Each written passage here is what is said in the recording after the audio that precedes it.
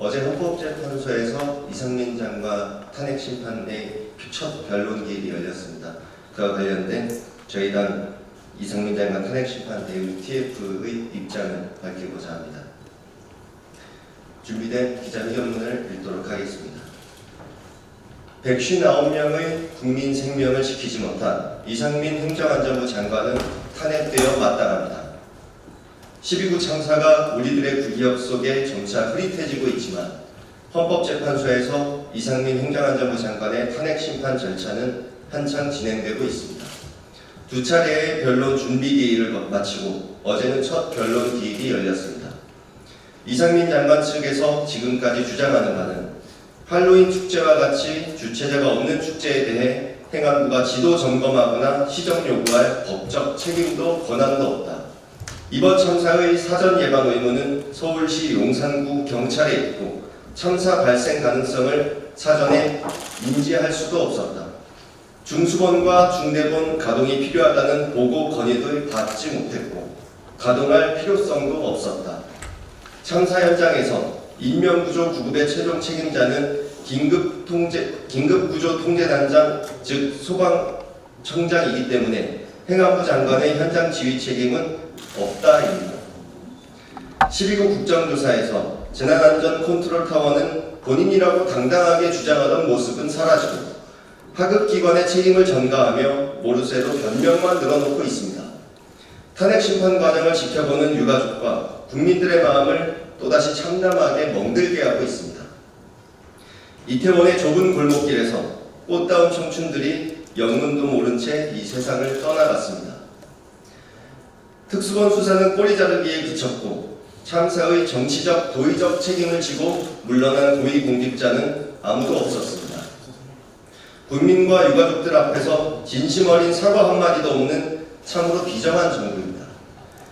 헌법과 법률이 부여한 책임과 의무를 다하지 못한 이상민 행정안전부 장관은 탄핵되어야 마땅합니다.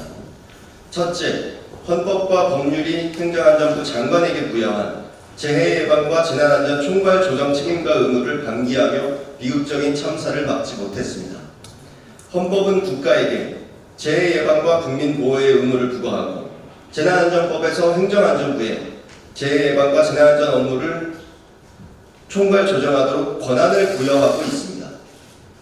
12구 참사와 같은 압사 사고는 주체자 없는 축제이고 재난관리 주관기관이 없는 사고로 정부에게 권한도 책임도 없다는 주장은 궤변에 불과합니다.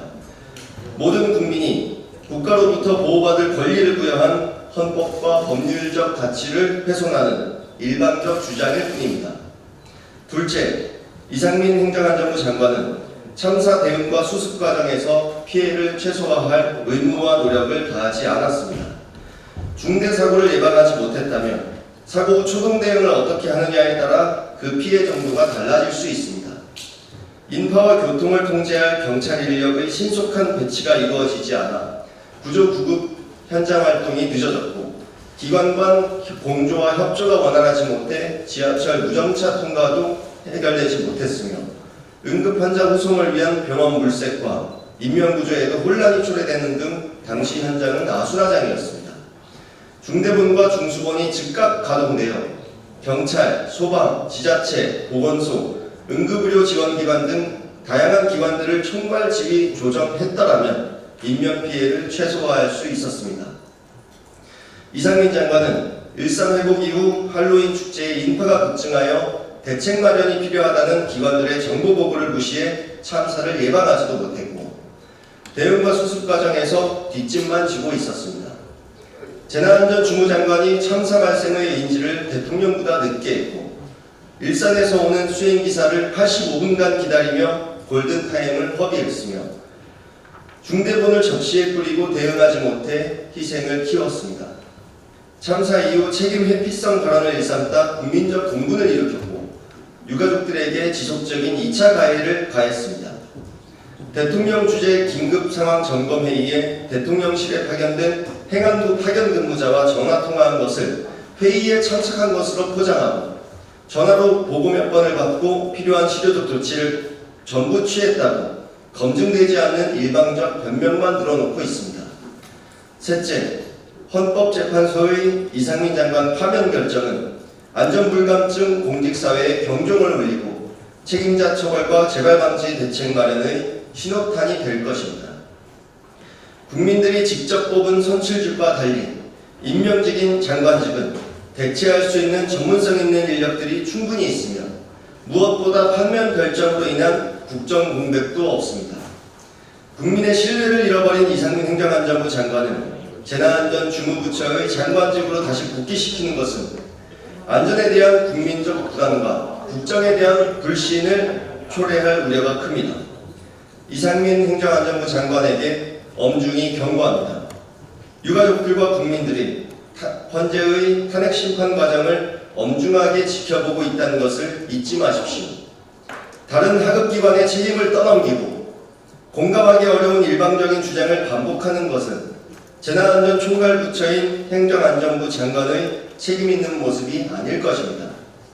끔찍한 참사가 발생한 지 6개월이 지났지만 아직까지 왜 차디찬 아스팔트 바닥에서 이들이 죽음을 맞이할 수밖에 없었는지, 그 참사의 명확한 원인 규명과 책임자 처벌은 아직도 갈 길이 멀기만 합니다. 국회는 국민들과 유가족들의 뜻을 받들어 이상민 장관의 탄핵 소추안을 의결했습니다.